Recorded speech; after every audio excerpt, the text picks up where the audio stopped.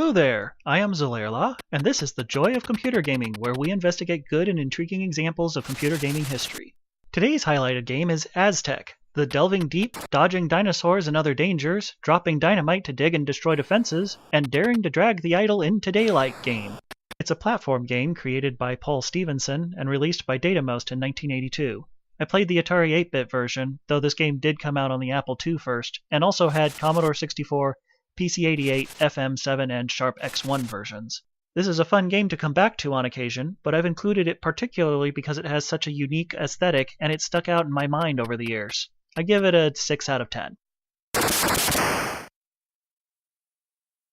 In Aztec, you are an unnamed explorer who is seeking the golden idol hidden inside an Aztec temple. Professor von Forster, spelt differently in-game and in the manual, went ahead of you and hasn't returned, so you know this is going to be dangerous.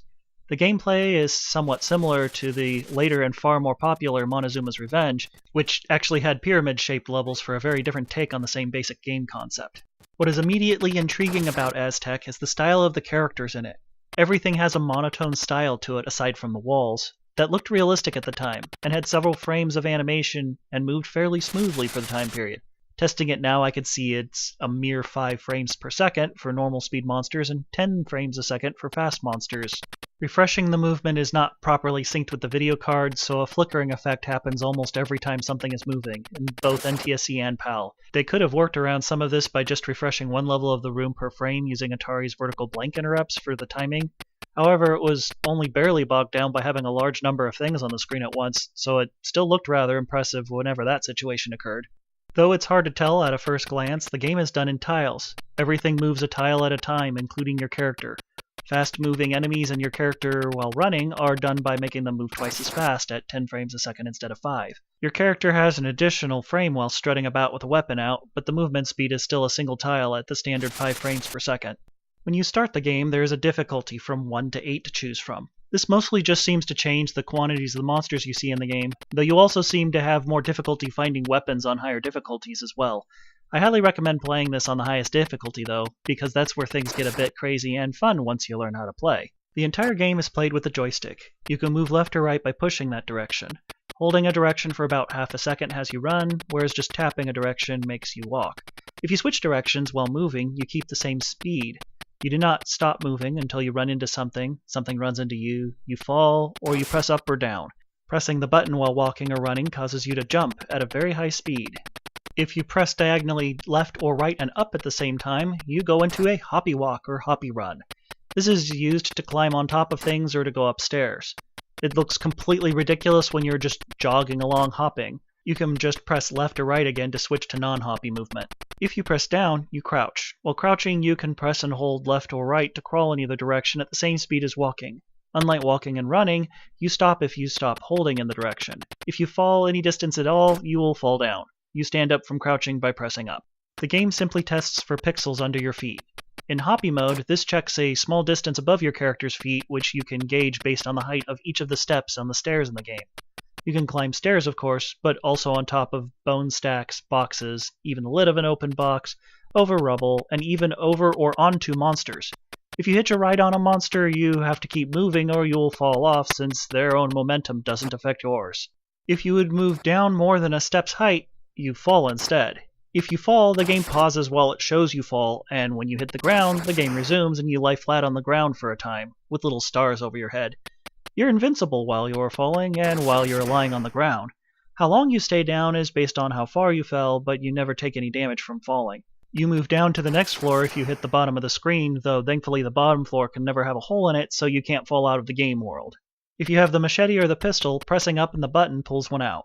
Pressing up again switches if you have both of them. Pressing up in the button again puts the weapon away, though often this leads to discharging your firearm as there is only one button. While your weapon is out, you can only saunter forward, where you no longer auto-move and have to hold the appropriate direction, though you can go downstairs as well. The game consists of a total of 64 rooms, with 8 rooms on each of 8 floors.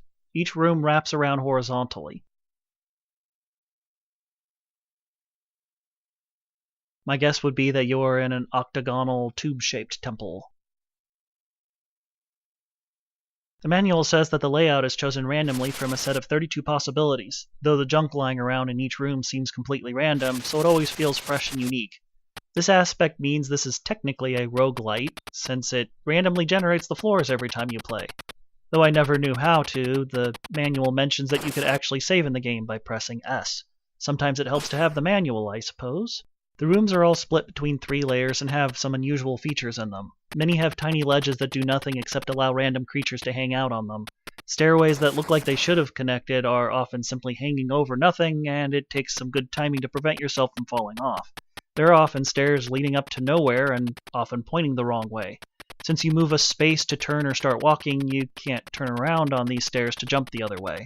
Thankfully, I've never encountered an arrangement that prevented me from getting through the game unless I ruined it myself. In a number of places are little trapdoors in the ground. It doesn't look like your character can fit through these, but you're apparently so skinny that it isn't a problem.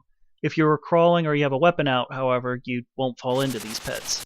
There are a couple types of deadly traps found in rooms. One is a giant faucet that pours water into the room. You die if your head is underwater for more than a couple of seconds. The other is a giant stationary octopus that must be chopped up piece by piece if you want to get by it. Because it doesn't behave like any of the other monsters in the game, I consider it a trap rather than an actual enemy. Unlike the octopus, there are a number of moving critters in the game. A scorpion, a small and large spider, a small and large snake, an alligator, a dinosaur, a cougar, and a couple different Aztecs. A number of the same kind of enemy can show up on the same floor, oftentimes at the same time on the screen even. The Aztecs only show up on floor 5 and lower regardless of difficulty, whereas on the highest difficulty, everything else can show up on any floor. There are 2 speeds they may move, normal and fast, which simply doubles their frame rate. These correspond to your walking and running speed. There are also 3 types of behavior. Normal, which is just walking forward until they run into something and then turn around. Crazy, swaying left and right randomly. And chaser, which are always a pain to deal with since they don't tend to go away once you find them. All enemies simply plow right through you and deal a set amount of damage. Small spiders, snakes, and scorpions do 1 damage. Giant spiders, cobras, cougars, and alligators do 2 damage. And all the larger enemies deal 3 damage. You only start with 3 health, and you die when you're below 0, but you're still alive at 0, so you can survive a single hit from the large creatures even without gaining life. When you get hit by a creature, you are knocked down just like with falling, so you get a brief amount of invulnerability. This helps you survive if a group rushes you or something slower and large plows into you, but doesn't tend to help at all if a chaser hit you or a crazy monster decides to keep turning around on top of you. The smallest critters can always go through edge walls, whereas large monsters can only go through edge walls one way to enter whatever room you are in, unless they get stuck because there simply isn't enough room for them to come out completely, in which case they can turn around and head back the other way. I don't know if this is intentional at all or not, but when you switch to a new room, sometimes the critters will go right through you and do no damage. If this was intentional, great, as it removes a chance of instantly dying just going into a new room. However, it only happens if you stop immediately. Charging into a new room will often still kill you should you run into something. Once, I got knocked over by a dinosaur just after going down to a new floor, but took no damage. I'd never seen this happen before. Again, was this intentional in the programming of the game, or some unintended side effect? The inverse doesn't happen, however, because if you're near the edge of a screen and something comes through just as you're trying to get to the next screen, it'll damage you. All monsters have only a single point of health, so if you stab them with a machete, shoot them with the gun, or hit them with dynamite, they die immediately. There's no death animation, they just blink out of existence. And since monsters never respawn, killing everything helps clear out the floors and makes it easier on your way back up once you have the idol. Which brings us to the items in the game. You have 3 counters on the left: sticks, bullets, and life. You can get up to 7 sticks of dynamite or bullets. I don't know the maximum amount of health you can get, but I wouldn't be surprised if it stopped at 7 also. You can get more sticks or bullets in boxes or junk piles. In fact, if you find a box with bullets or dynamite, it will be reusable, setting your number of bullets or sticks to the maximum every time. Life you can get from potion bottles you'll find in junk piles, though they are often trapped. There are also 3 other items you can get in the game: a machete, a pistol, and the idol. The idol may only be found in a box on the bottom 2 floors. The other 2 may be in a box or in a junk pile. There is a bug: if you find a pistol in a box, you automatically get a machete as well. Getting a machete is always welcome, at least. Sticks of dynamite are definitely fun to play with. You can either drop them or you can place them. Both of these require you to be crawling and have your hand out. If you are, you press the button and drop a stick of dynamite. If it is on the ground, it'll pause for about 5 seconds before blowing up. If you're on the same floor when it explodes, you'll get very briefly knocked over. Being up or down a floor prevents you from being affected. Anything within its blast radius will be destroyed or killed.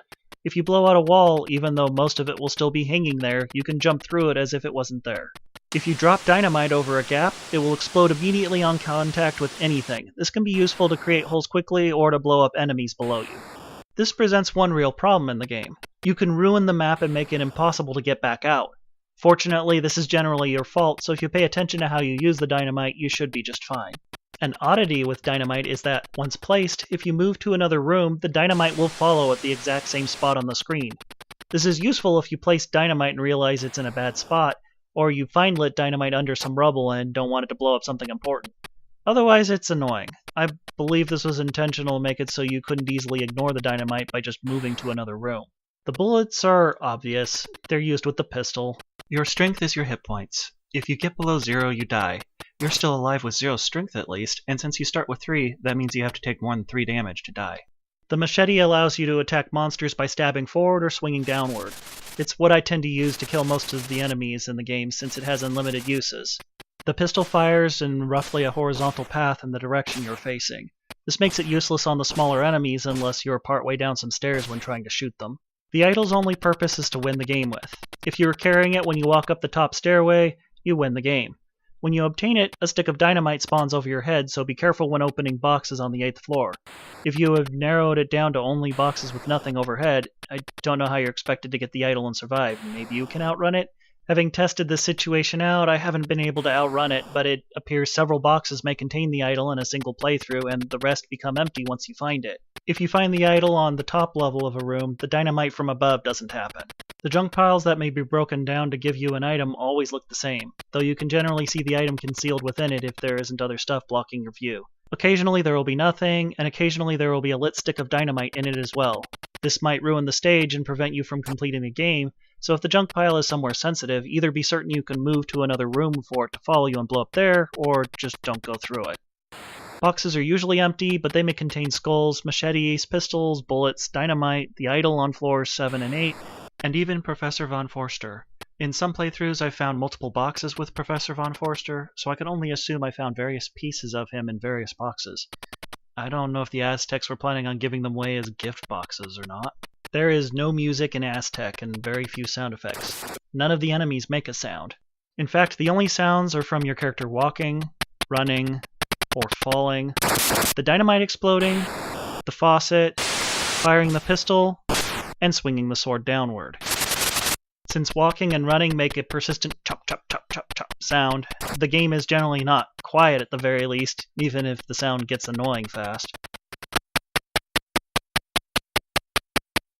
This is one of those games I've played a lot, both as a kid and in emulators as an adult. I'm fairly certain it was inspired by Raiders of the Lost Ark, which came out a year before it.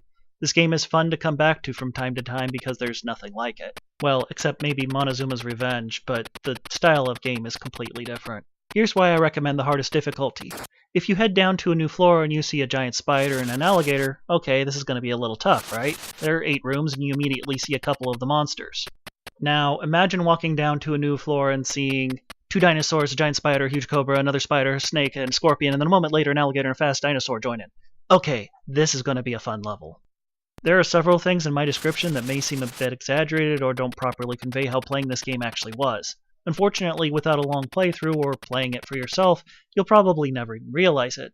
To just give you a glimpse of what it's actually like, here's me fighting off creatures from the very first room when reaching floor 5 on the hardest difficulty.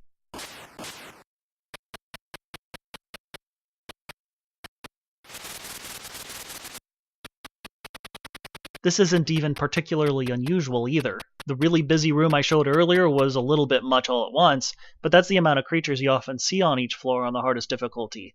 This makes the very first level fairly difficult, but once you get a machete, it gets a lot easier to deal with. The controls in this game are often a little frustrating to deal with. As much as I've played this, I still look ridiculously klutzy every time I try to involve climbing into my movement. This is because you press diagonally to go into hoppy movement and up to stop. You can't push side to side or down to stop or help control your movement much. Ducking will just make you fall to the ground. Hoppy walking the wrong direction makes you fall to the ground. Bumping a wall makes you fall to the ground. You get the idea. You'll see your character flop to the ground regularly. Speaking of falling, because I've never seen a fall cause you to take any damage, I decided to put it to the test.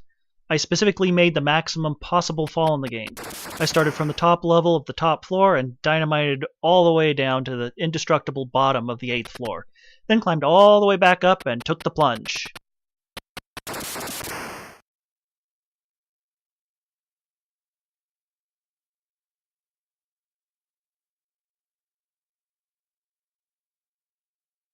And that was it. No damage, not even a particularly long amount of time being dizzy on the floor.